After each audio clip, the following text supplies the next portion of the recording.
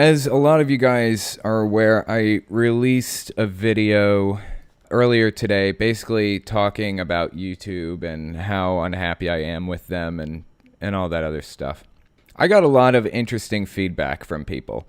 The vast majority of people were very supportive, happy with the work that I've been doing and want to make sure that I can continue to do it. Got a lot of new patrons, pushing me further toward being ad-free on YouTube, not being under their thumb pretty much. But there was a small segment of the population who seemed to think that I don't have a real job as a YouTuber. Seemed to think I don't do anything, that it's just 100% passive income and I just sit on my ass all day and collect money and that's it. That is not the case in any way. So I wanted to just kind of go through my typical week and talk about what it's like.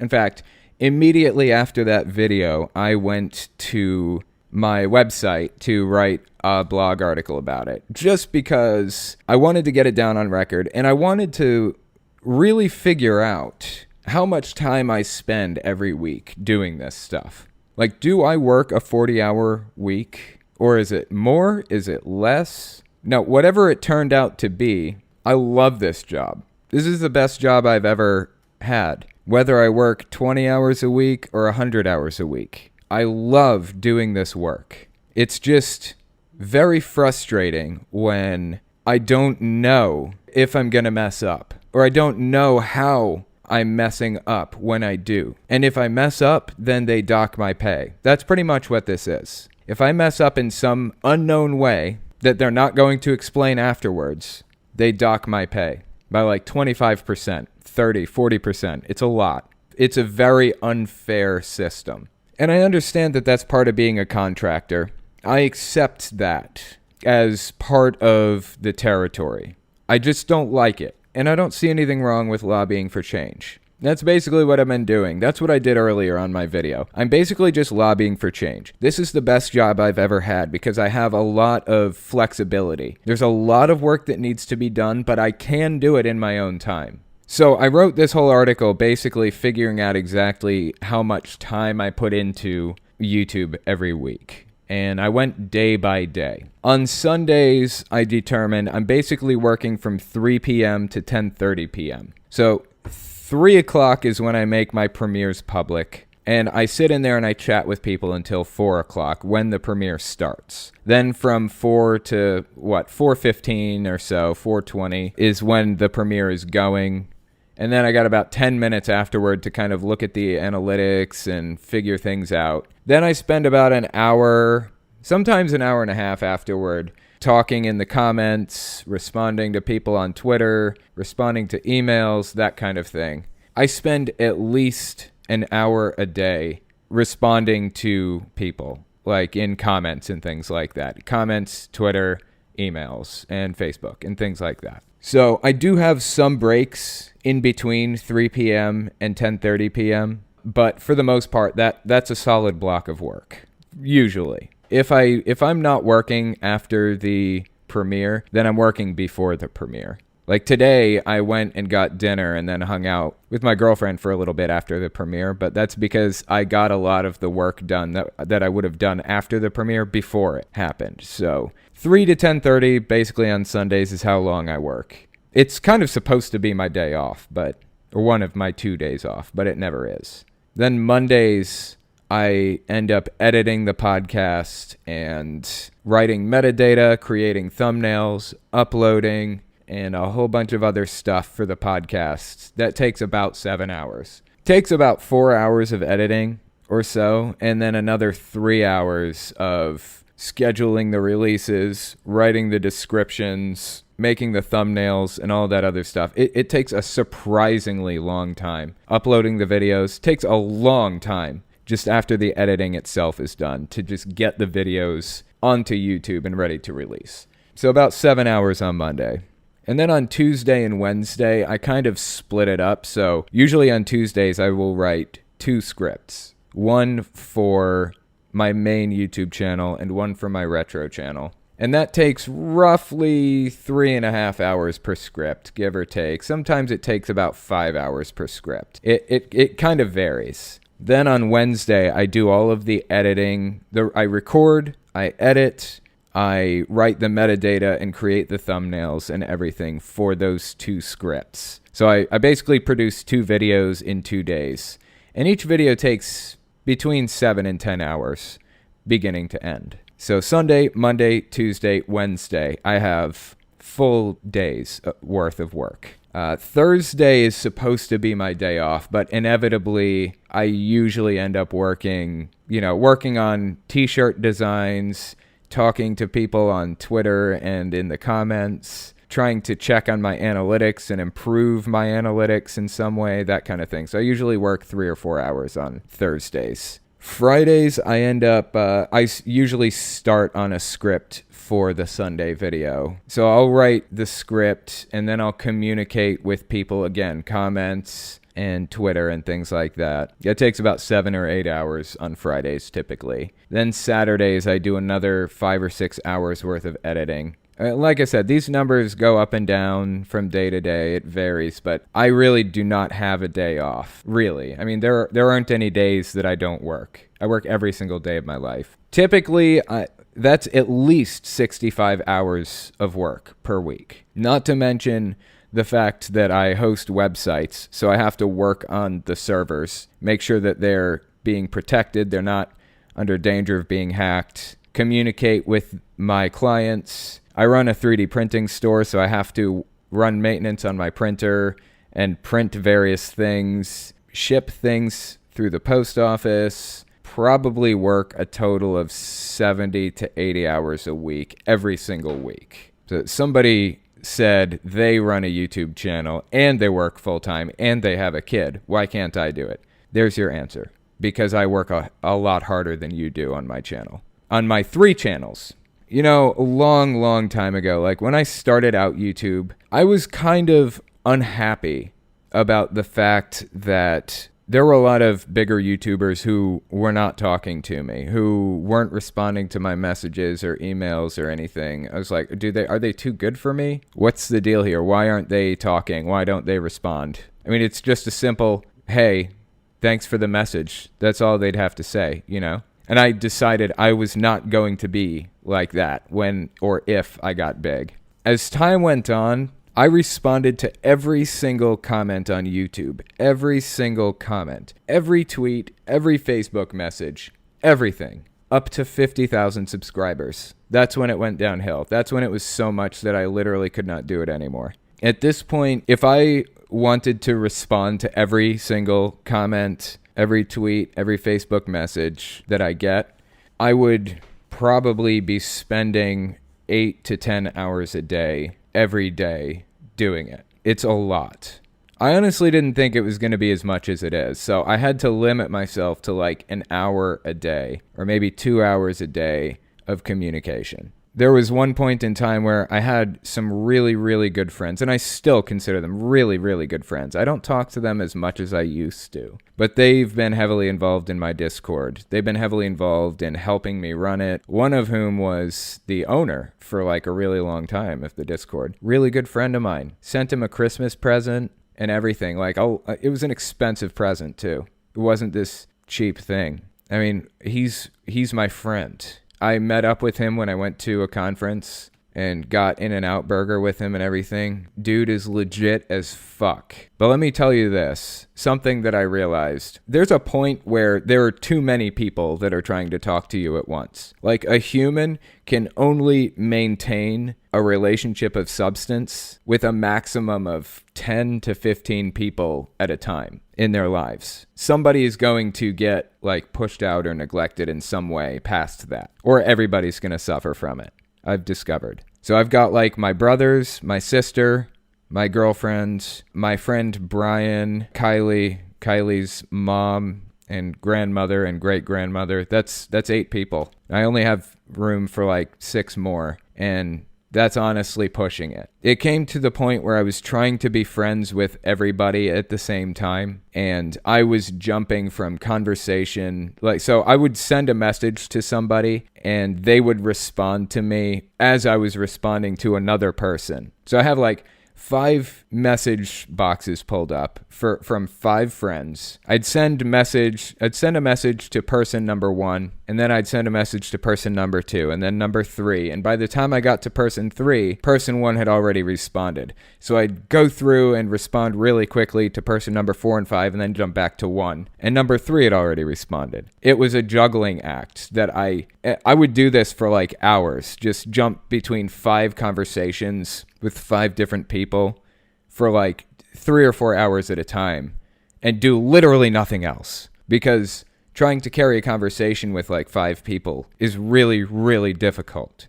I sent some of these people Christmas presents. They were and are, I still consider them my really close, good friends. I just can't carry a conversation for long, and I hate it. It's really, really hard to be bombarded with a lot of messages all the time. I wish that I could respond to more of them, because I love hearing people's stories. I love talking to people and just being friends with them. But it's so hard to maintain a conversation or even a friendship with people when you have so many others pounding on the door trying to get in, Anyway, as I was saying, 50,000 subscribers is about the threshold. That's about where I broke down and I couldn't maintain communication with everybody anymore. 50,000 subscribers. It got really, really intense at that point, and I was spending hours and hours and hours, all of my free time, responding to people.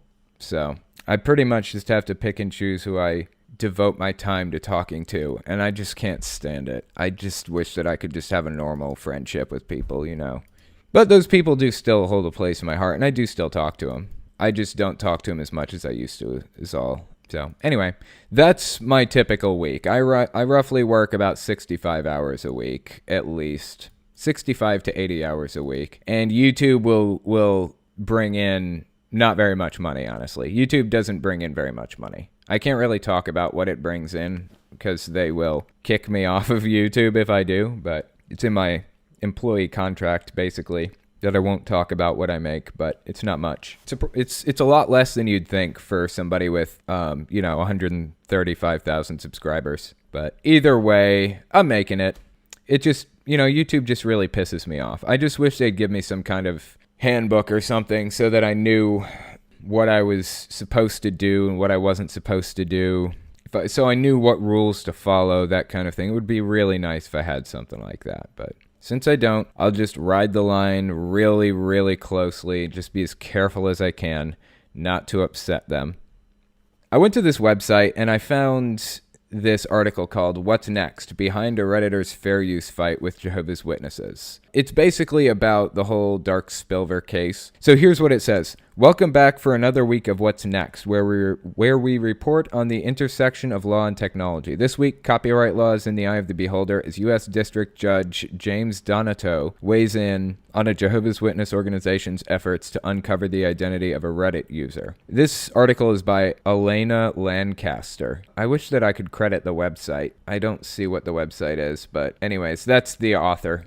Either way, Elena Lancaster. It says, a federal judge cast more doubt Thursday over a case that Jehovah's Witnesses group calls a copyright dispute, and that a digital rights group fears is a pretext for silencing detractors. In last week's hearing, U.S. District Judge James Donato of the Northern District of California raised an eyebrow over the continued legal avenues for Watchtower Bible and Tract Society of Pennsylvania, the Jehovah's Witnesses administrative organization that subpoenaed Reddit in January for the identifying information of a foreign user who reportedly infringed two of Watchtower's copyrights. The user allegedly infringed the copyrights when he posted a one-page magazine advertisement encouraging readers to make online donations to the church and a Watchtower chart that describes its personal data gathering policies. Both the works have since been removed from the site. The poster is outside the territory of the U.S. The church's main concerns have been addressed by the takedown, Donato said. Isn't that enough to call it a day? Let's backtrack a bit. Earlier this year, Reddit declined to share the identity of the anonymous user. That person, identified only as Darkspilver, uses the forum to question the teachings of the church without fear of excommunication or disfellowshipping from the Jehovah's Witnesses community he was raised in. The subpoena seeks Darkspilver's subscriber information, name, telephone number, address, email, and IP address, citing infringement under the Digital Millennium Copyright Act, the DMCA Act. In June, U.S. Magistrate Judge Sally Kim of the Northern District of California ruled that Reddit must reveal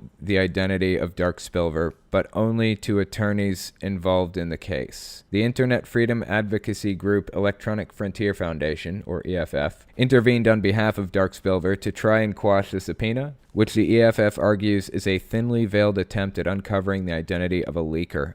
Here's the issue with it, okay? So this is giving a little bit of background on the case. The judge, Sally Kim, I think, basically wanted Reddit to turn over the name of Darkspilver, all the information that they were seeking, to Watchtower Society's lawyers, but not to the Watchtower Society. The problem is the lawyers are the Watchtower Society. They live on their cult compound. They work with them every single day. They are the Watchtower Society. If you give the name to the lawyers, you're giving it to the Watchtower Society. There is no separation there. So it says, before getting into the merits of the case during Thursday's hearing, Donato had to determine whether Kim's order stood. EFF argued that Darkspilver never officially consented to a dispositive motion in front of Kim, which is required for a magistrate judge to have the authority to issue an order. That argument came despite Darkspilver's attorney submitting briefings and appearances in the case. Known among my colleagues for being the most prepared person in the room, Donato rattled off several cases, including Roll v. Wilthrow,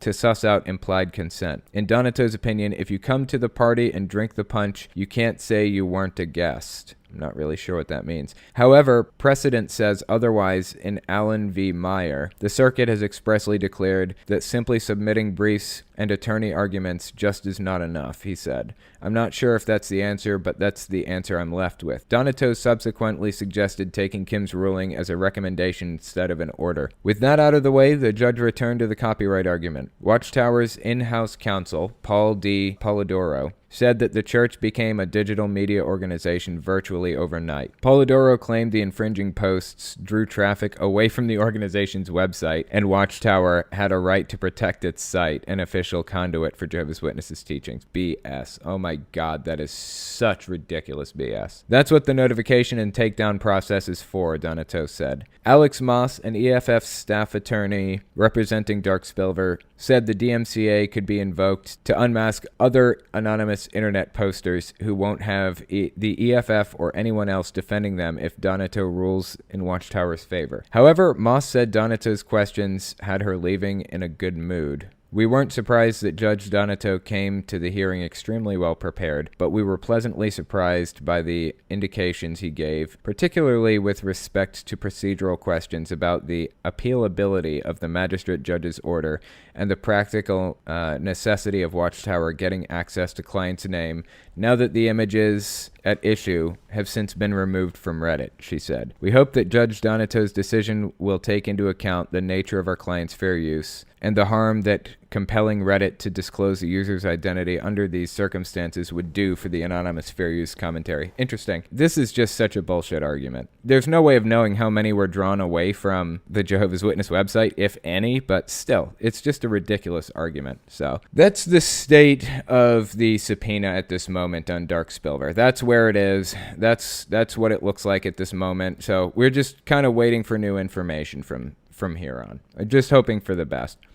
So there was a new report that just came out from the Friendly Atheist, Hemant Mehta. It's his blog. I figured I'd give it a read. The Jehovah's Witnesses want the Supreme Court to help them cover up sex abuse. Big surprise. It says, one more thing. I did mention ads earlier. I'm going to mention them again. This is Hemant Mehta's website. I would suggest that you guys view it with the ads and support Hemant because he's awesome. So it says, the organization that oversees the Jehovah's Witnesses is currently embroiled in a major legal battle that involves child molestation, religious secrecy, and possibly the Supreme Court. The entire story is bananas, and both sides have now made their arguments as to why their case should or should not be taken up in the courts next term. While we await the court's decision, it's worth summarizing what all this is about. So let's take a look at the summary real quick. The case centers around an incident that took place on July 15th, 2006. JW, a 9-year-old girl with Jehovah's Witness parents, was invited to her first slumber party at the home of Gilbert Cemental. He had a daughter her age, so that wasn't too weird. 2 other girls, or they were sisters, I guess, were also at the party. These families all knew and trusted the Cemental because while he was no longer a local witness leader, he had spent more than a decade as an elder in the faith. He was a religious leader who stepped down, he said, to spend more time with his son. They believed him. They all respected him. It's why they allowed their girls into his home. During that party, everyone got into a pool in the backyard, including Cemental, and he proceeded to molest JW and the sisters. He did it again later that night. The sisters eventually told their parents, who reported Cemental to local witness elders, which is what they're taught to do in these situations. Yeah, don't report it to the police. Report it to the elders. This is outrageous. Cemental confessed to some of the allegations, and the elders basically gave him a faith-based slap on the wrist, a reprimand that had no meaning outside church circles. Yeah, probably reproval. He wasn't allowed to, carry the microphones or something like that. Wasn't allowed to answer at the meetings or some other nonsense. Things changed only when the sisters' school principal learned about what happened and, as required by law, reported the abuse to local law enforcement. Police soon contacted JW's family asking for their story, but after consulting with the witnesses, her father chose not to speak with the cops. It was a year later when JW, then 10 years old, told her parents what Cemental did to her in the pool. It infuriated them, and they told the witness elders that they wanted a restraining order against him. The elders told him not to do that since it would require informing the police about what Cemental did, and they preferred to keep his actions private. Here's the bigger problem. There's reason to believe the witnesses were aware that Cemental was a child molester, and they kept it from the families. Cemental was allowed to be a religious leader, earning respect from the community and trust, even though higher-ups in the religion knew that he shouldn't be around children. It raises an important question. How much blame do the witnesses deserve for what happened at the pool party? JW's family eventually filed a criminal lawsuit against Cemental and a separate civil suit against the Watchtower Society, the Jehovah's Witnesses governing organization. They basically said the witnesses should have informed the congregation members about Cemental and stopped him from being around children. They never should have allowed him to be a religious leader. Yeah, I agree. The Watchtower Society's argument,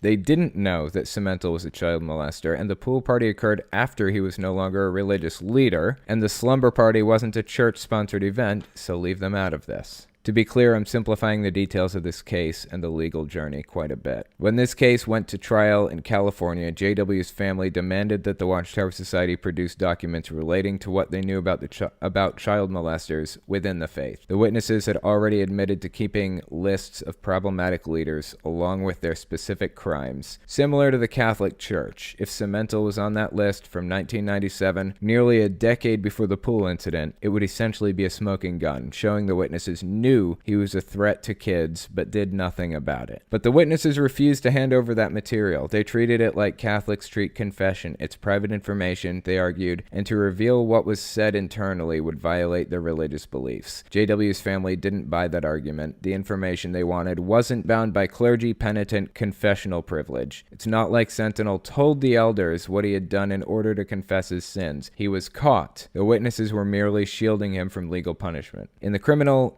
trial, witnesses, elders were forced to admit their practices and that the private discussions they had about abusive clergy members were not considered confidential under the law. Mark O'Donnell, writing at JW Survey, explains what happened next. JW Survey is run by Lloyd Evans. He's a buddy of mine. He's a pretty cool guy.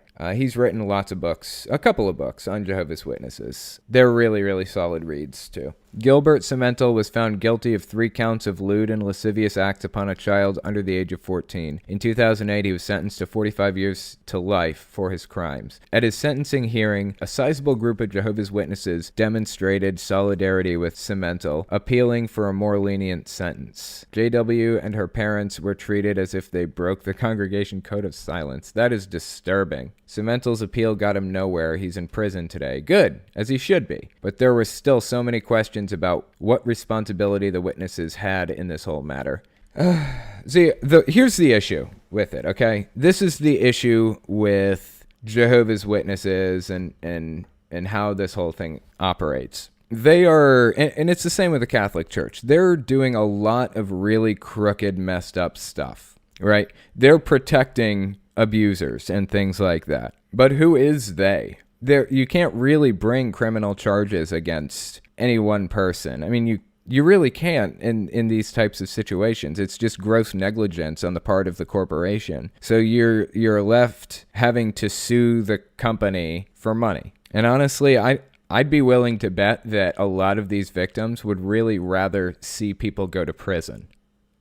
I don't know. It's just such a disgusting, crooked situation. It makes me really, really disappointed in a lot of stuff and how this operates in our justice system and the value that America puts on freedom of religion. I am all for freedom of religion. 100%. You should be allowed to believe what you want to do. But the moment you violate somebody else's rights is the moment you lose your rights by being put in prison for it. It's wrong. It just disgusts me. Omega Riley, I have him on tonight to read some questions to me. Do you happen to have any for me? Sure do.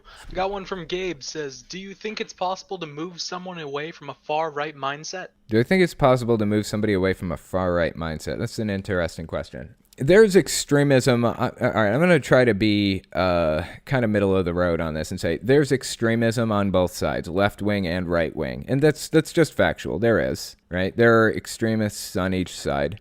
How do you deprogram an extremist? It's really, really complicated. It's not like a sit down with them for an hour and they're no longer extremists kind of thing. It's like an ongoing, long, drawn-out process of talking them through it and taking them through logical steps. It is possible, but honestly, I've given up on a lot of people, unfortunately. However, you have to go into every situation assuming that you're going to be able to deprogram them. It's basically like, I don't think that we should be punishing people in our criminal justice system. I think we should be working on rehabilitating them and protecting society from them, rehabilitating them, reintroducing them into society. Of course, there are some people that are just lost causes. Like, there are some people who are just monsters and will never be rehabilitated. But we have to go into those situations as though they can be rehabilitated. You know, it's the same with dealing with extremists. There are some people out there who will never come to their senses. My mother will probably never come to her senses. But we have to enter these situations as though everybody might. Got one from the doctor. He says to ask you if you'd rather have every single Pokemon game ever or every single Zelda game ever. That's a tough question. I have a lot of each. I have every Pokemon game from Game Boy to Game Boy Advance, including the spin-off titles. And I have almost every Zelda game from NES to N64. And I have some GameCube ones too. I don't have the CDI ones. I don't know. Price-wise, I think that the Zelda games are probably worth more total, just like the Zelda collection is probably worth more. So I'd say I'd go with the Zelda collection. Not because of the money, but just because it's rarer and there are a lot more of them and things like that. So yeah, I'd go with that one. Got one from Deanna McVie. Is it hard to have awesome content on all channels and not just be annoying and repetitive? Yes, actually, it is. It is hard. Honestly, the thing is with like YouTube and having multiple channels, I keep trying to find direction. Like, I found direction with my main channel, my Telltale YouTube channel. The direction was geared toward cults and psychology and brainwashing and things like that. Like, that's kind of what I talk about on that channel. Pretty much exclusively. Sometimes I venture into, side subjects, but that's the focus. That's the direction for that channel. Now, the direction for my podcast channel is cult-related news and anything that I wouldn't want or that I feel I couldn't say on my main channel. I'm not afraid of talking about politics on my podcast for the most part. I mean, I think that my podcast audience is a lot smaller than my main channel's audience, and I'm okay with just speaking my mind. I'm not worried about dividing people off or if they're going to lose interest in me or whatever. This is my platform to say what I want to say, and that's it. It's just what I like talking about. And the retro channel is completely different from any other YouTube channel that I do. So I don't really worry too much about being repetitive on that one because there's no overlap between any of them. So the main channel is very directed and specific and planned out. The podcast is very off the cuff. I script the main one. I don't script the podcast. Got one from Gray Youngwolf. I'm thinking about being an all-rounded YouTuber, but I'm busy doing other things. Is it advisable to be a YouTuber at all? I just went on like a 10-minute rant about how YouTube sucks. All right, here's the thing. YouTube exists because of independent creators like me, like Holy Kool-Aid, Genetically Modified Skeptic, all those people. That's why it exists, because of people like us, Hugo and Jake and everybody. It's interesting and it draws people in because of us, right? And not just us, but all kinds of people. Philip DeFranco and a bunch of others. It exists because of us. And YouTube took one step down the wrong road, in my opinion, when they made it so that you can't earn money. You have to apply for their partner program, and you can't do it until you reach 1,000 subscribers and 240,000 watch minutes and things like that.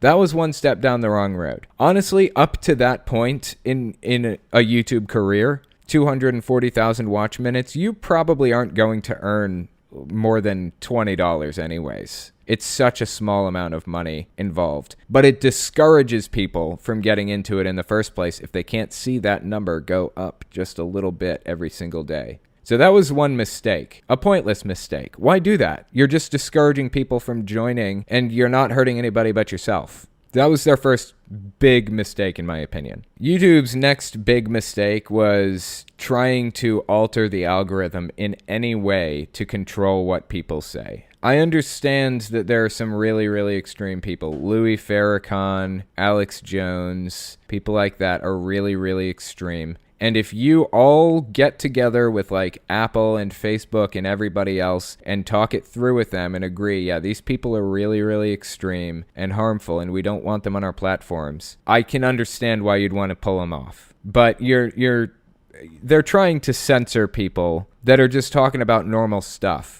Like, I'm not talking about any kind of crazy, like, conspiracy theories or anything here. But every time I talk about any kind of historical event or psychological techniques of any kind, I get censored. That's another big issue with YouTube. So the question is, should you even bother?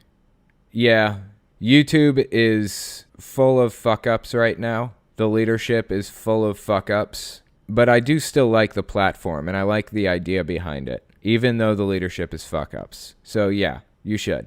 You should still do it. If you work hard enough and you steer through the bullshit enough, then you'll be able to navigate your way through anyways, despite their efforts to crush independent creators in favor of mainstream sources. You should be able to. It's complicated, but you can do it. Got one from Jesse D. Bernard.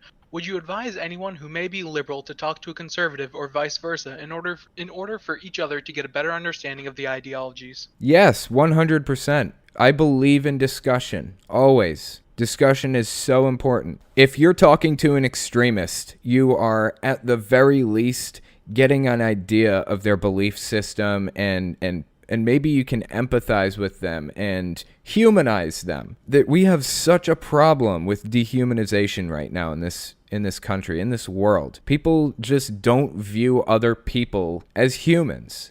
That is one of our biggest issues right now, I believe. So yes, talk to them. Figure out that they're just like you. They just have a different way of viewing things, and figure out why they view it that way and find the flaws in it and point them out. Talk to them about it.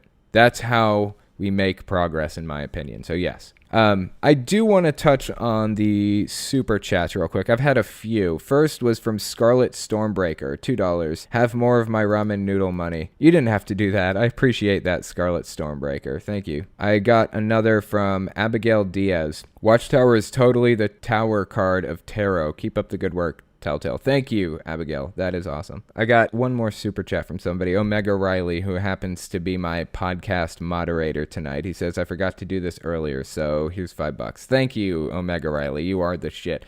And I will reiterate, as I mentioned earlier in my video premiere earlier today, Omega Riley is my biggest fan. So thank you again, Omega Riley. The Nintendo Switch Pro is coming out pretty soon. And I found this article on the website imore.com. It was written by Rebecca Spear, and it's basically everything that you would want to know about the Switch Pro. Like, it's not really public yet, a lot of this information. So some of it is speculation, but this is what they know about it. There have been whisperings that Nintendo has been working on a more powerful version of the Switch. Nintendo hasn't confirmed the existence of such a console. However, they didn't confirm the existence of the Nintendo Switch Lite or the new Nintendo Switch model for a long time either. Fortunately, there's plenty of information out there to make us think that it is indeed coming. Honestly, it wouldn't surprise me. The Nintendo Switch is kind of a weak console, especially look at its competitors, like the Xbox One and the PlayStation. I think we're up to PS4 right now, right? Now, they're a little bit older than the Switch, but they're kind of at the end of their lifespan, but they're still so much more powerful than the Switch. Honestly, I think Nintendo did a phenomenal job with the Switch still. Like, the Switch is kind of a weak console or whatever, but the games on it, just phenomenal. And Nintendo learned one thing that it's taken decades for people to learn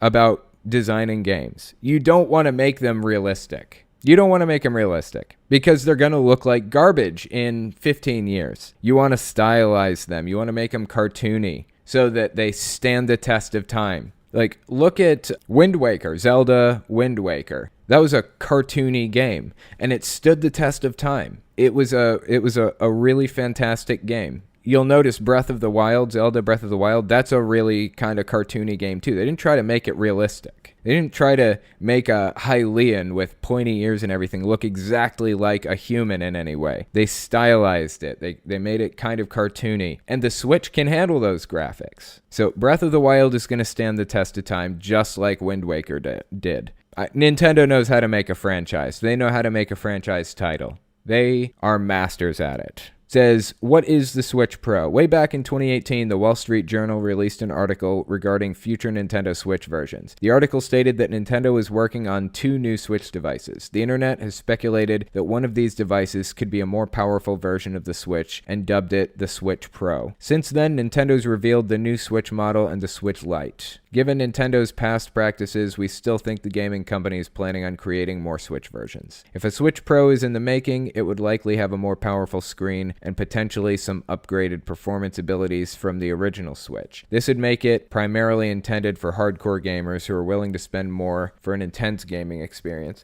I don't know. I noticed there was some frame dropping in Breath of the Wild, like when you go to the Korok Forest. When you go there are a lot of leaves and trees around, and there are lots and lots of frame drops. It's really, really rough. Even on the TV, not even in mobile mode. I'm talking on stationary mode. There's lots of frame dropping. It should not be like that. So the Switch is a little bit underpowered for some of its games, but whatever. It's a solid console with a solid game library. So one of the best game libraries for any of their systems in a while, I honestly think, so far. According to the Wall Street Journal, Sharp will be supplying IGZO display panels to Nintendo's new video game machines. The thing to note about these displays is that they will offer high resolution in a thin form without consuming a lot of energy. However, neither Nintendo nor Sharp specified which Switch models would be getting the IGZO screens. Possible that this could be meant for the fabled Switch Pro or another Switch model altogether. If it is for the Switch Pro, it wouldn't be surprising to see vastly improved resolution abilities using Sharp's technology.